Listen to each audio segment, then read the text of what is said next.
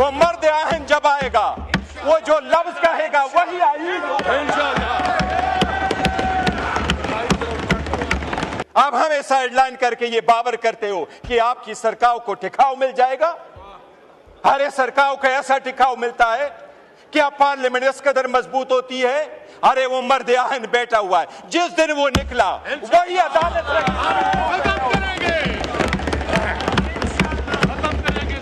अरे वो आपकी सोच पे सलाम है, आपकी डर को सलाम है।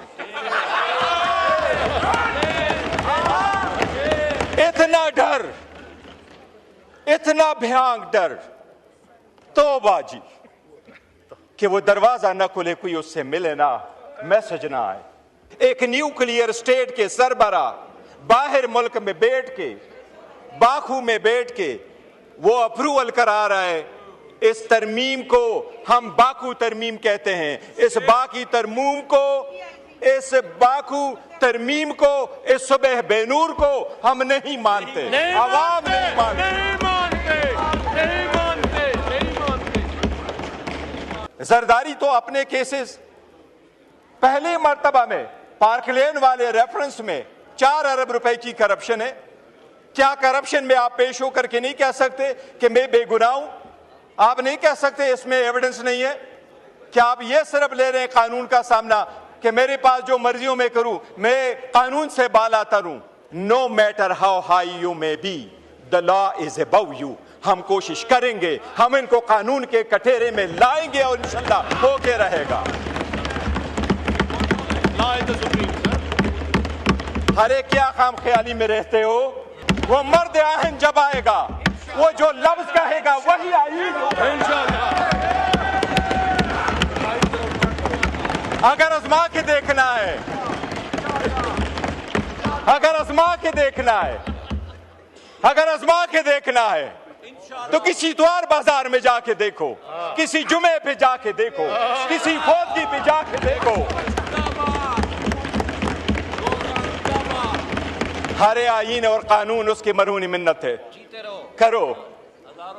आपको जो ईवान में तरमीम लाई जा रही है, जनाब स्पीकर, ये तरमीम अगर प्रोसेस हो जाएगी और इस ईवान से ये अप्रूव होकर चली जाएगी, मैं समझता हूं और हम सारे यही समझते हैं कि इसके साथ जमहूरियत बराए नाम रह जाएगी।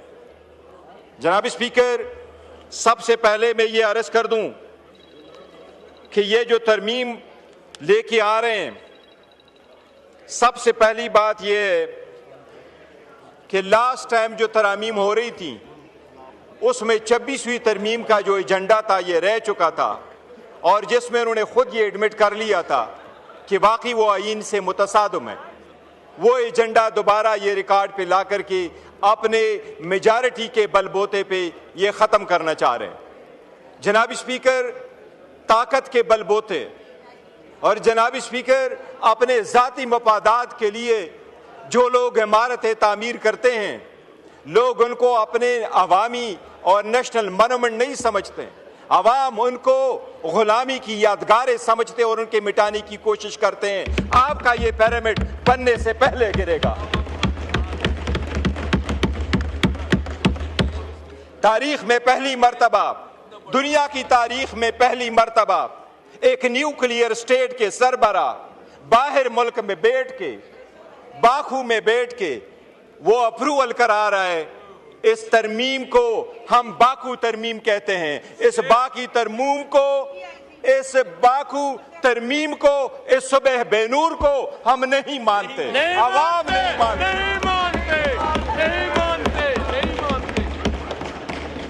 जनाब स्पीकर,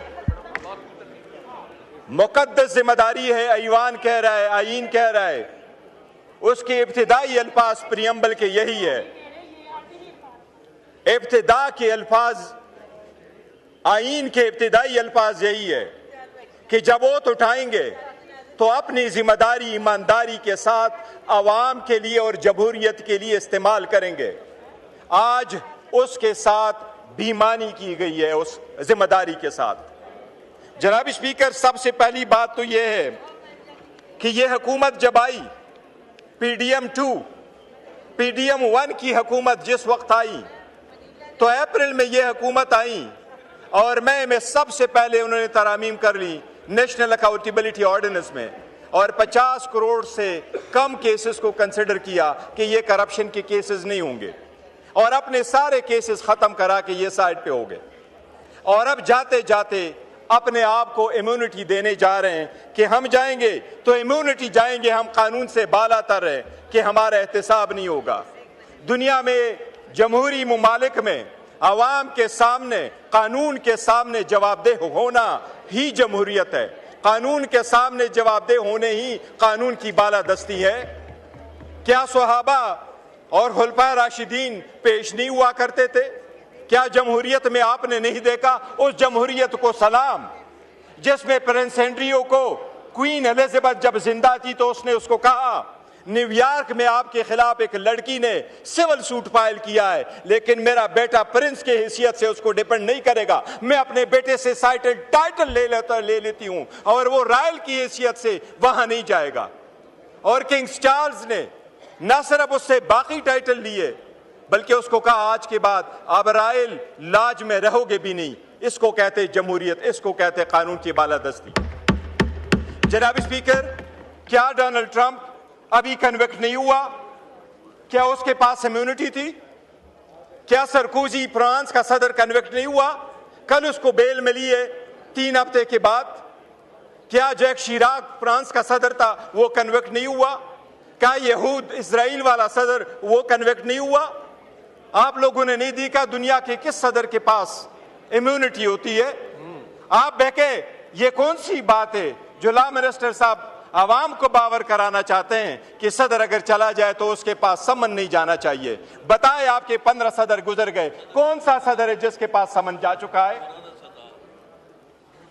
जरदारी तो अपने केसेस पहले मर्तबा में पार्क लेन वाले रेफरेंस में 4 अरब रुपए की करप्शन है। क्या करप्शन में आप पेश होकर के नहीं कह सकते कि मैं बेगुनाह हूं? आप नहीं कह सकते इसमें एविडेंस नहीं है? क्या आप ये सिर्फ ले रहे हैं कानून का सामना कि मेरे पास जो मर्जियों में करूं, मैं कानून से बालातर हूं? जनाब स्पीकर, एक चीज मैं जरूर याद कराऊं, आपको अदलिया से जरूर एक शिकायत होगी, लेकिन किंग जेम्स के खिलाफ एक मर्तबा 1670 की सुप्रीम कोर्ट ने बाजवा के एक्सटेंशन के केस में बरतानिया के 1670 के केस का फैसला करते हुए तो उसका हवाला देते हुए यह कहा था कि वहां पर चीफ जस्टिस ने अपने किंग को कहा था, और 1616 में वो बिल्कुल इम्यून थे, उसने ये अल्फाज इस्तेमाल किए थे, no matter how high you may be the law is above you. हम कोशिश करेंगे, हम इनको कानून के कटोरे में लाएंगे और इंशाल्लाह होके रहेगा। अरे क्या खाम ख्याली में रहते हो? पहले आपके सामने हुआ नहीं था?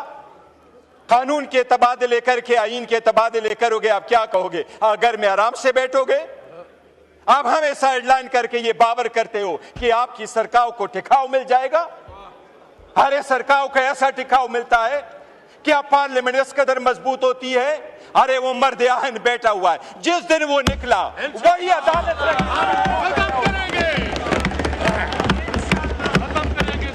अरे वो मर्द आहन जब आएगा, वो जो लफ्ज कहेगा वही आईन इंशाअल्लाह। अगर आजमा के देखना है, अगर आजमा के देखना है, अगर आजमा के देखना है तो किसी इतवार बाजार में जाके देखो, किसी जुमे पे जाके देखो, किसी फौजी पे जाके देखो। हरे आईन और कानून उसकी मरहूनी मिन्नत है। करो, आपको आपकी सोच पे सलाम है, आपकी डर को सलाम है। इतना डर, इतना भयानक डर, तौबा जी, कि वो दरवाजा न खुले, कोई उससे मिले ना, मैसेज ना आए। और एक चीज जनाब स्पीकर बताता हूं, हम उस मुल्क के वफादार हैं।